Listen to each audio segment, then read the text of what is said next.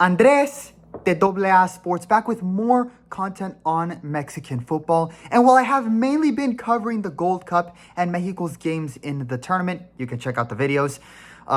Let's also not forget about the Mexico women's national team, as they are set to play a 2-game series against Colombia, which will be a big test for the women's team as they build up to hopefully qualify for the 2027 Women's World Cup in Brazil.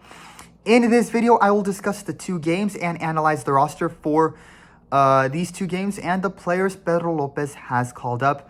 Let's get right into it. So starting with the scheduled games themselves, it is once again a 2-game series similar to what Mexico did in their last international dates, where we saw them play a 2-game series against Uruguay. This time, however, it will be a much bigger test for the women's national team, as these 2 games will be against Colombia, a South American heavyweight that we saw play very well over the last few years, including a quarterfinals run in the 2023 Women's World Cup. These are games the team is taking very seriously, and these are games Pedro Lopez definitely wants to win, and you can tell based on the players he called up, which I will discuss later in this video. In terms of the stadiums, the venues for these games, both games will be in Mexico just like they were for the last 2 games. The first game will be on June 27th at 7 p.m. Pacific time, and Mexico will be playing at Estadio Olímpico Benito Juárez in Ciudad Juárez, near the border with the United States. As for the second game, it will be on Wednesday, July 2nd at 4:30 p.m. Pacific time again. And that game will be in Estadio Agustín Coruco Díaz, the current home stadium for Atlante in Morelos. I'll tell you what, I love the venues for these 2 games. I love the venues for these 2 games. I also really like how, while they can't play in their official home stadium because Estadio Azteca is being renovated, the women's national team for Mexico is still holding games not only in Mexico, but in areas where the national team, especially the men's team, would usually almost never consider playing. And they did this against Uruguay as well, playing in Tlaxcala, and now they are going to be playing in Estadio Coruco Díaz, a stadium that until Atlante began playing there has stayed pretty quiet over the last couple years after losing its local team due to the pandemic and lack of financial stability. But now having a game in Estadio Coruco Díaz brings international football to these smaller towns and cities like Zacatepec. And it both promotes the game and gives passionate football fans an opportunity to see their national team play in these smaller communities outside of the major cities like Ciudad de Mexico and Guadalajara. And let's not forget how meaningful this is to small businesses and vendors near the stadiums. This will mean a lot to them, seeing football fans come for the game. It will boost the local economy and commerce. I really like that the Mexican Football Federation has organized games like this for the women's team. This is how you grow women's football across the country. A great decision and management by the federation here. I just wish they did this with the men's national team.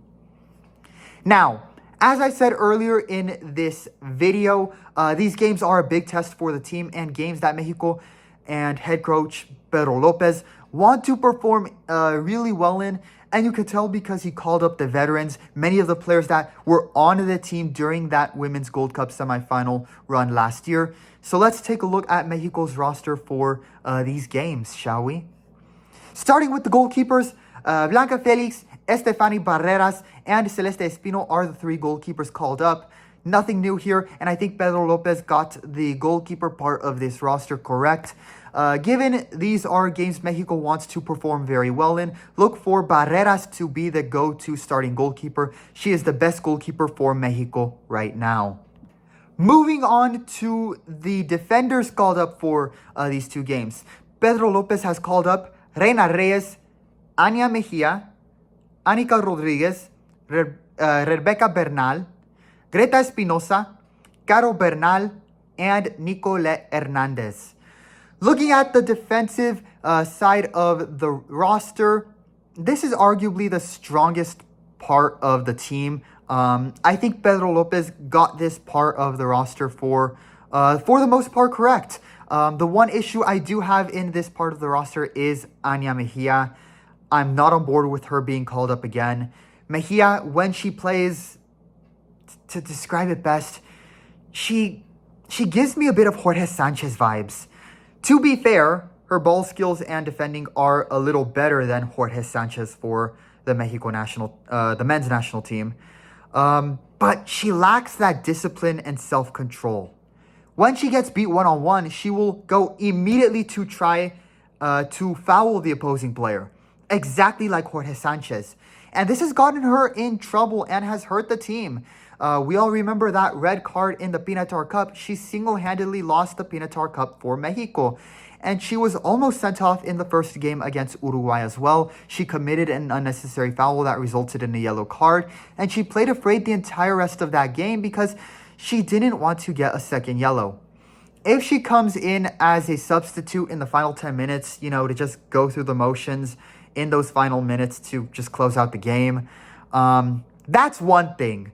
But to start, no. She's not good enough to be a starter, and in my eyes, is not a long-term player on this team. Look for the other players like Caro Bernal and Hernandez to be the main defenders, as they were good call-ups and are the best defenders. Moving on to the midfielders who are included in the roster. Ella Sanchez stays on the roster for these games after making her debut with the national team against Uruguay. I do like that. I thought she did well, and once again, Lopez is willing to believe in the younger players. All good there.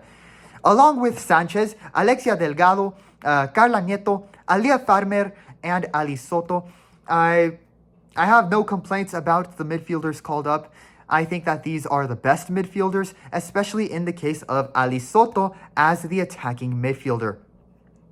Soto had a phenomenal CONCACAF U20 tournament. She scored in her debut for the senior team and has made an instant positive impact for the national team.